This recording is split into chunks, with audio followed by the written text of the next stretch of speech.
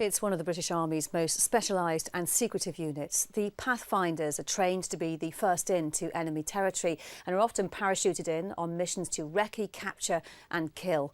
Former Captain David Blakeley is a veteran of such missions, having been deployed to Iraq and Afghanistan and before that to Sierra Leone and Kosovo, where he says his work became so sensitive it could have triggered World War III. He came in to tell me about a book of his experiences, Maverick One, and began by explaining the Pathfinders. They are a unit. It's about 36 fighting men who work in six-man patrols. And they're drawn from across the whole of the armed forces. It's not just the parachute regiment.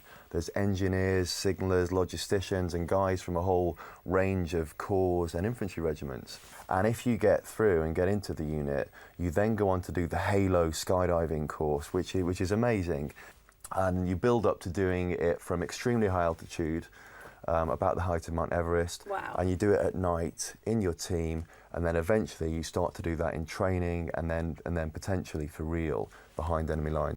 Just tell me about when you went into Kosovo. We received orders to go into Kosovo from Macedonia and seize the airfield there in Pristina and deny it to Russian forces who were storming through from Serbia. What actually happened was we were the point platoon of one para, and this is my first sight of the Pathfinders because they were going in just before us. We gave orders to go to the airfield, the blades were turning on the Chinooks, you know, the adrenaline was pumping, we briefed the route with a pilot and we were getting onto the back of the Chinooks and the mission was actually called off in the end.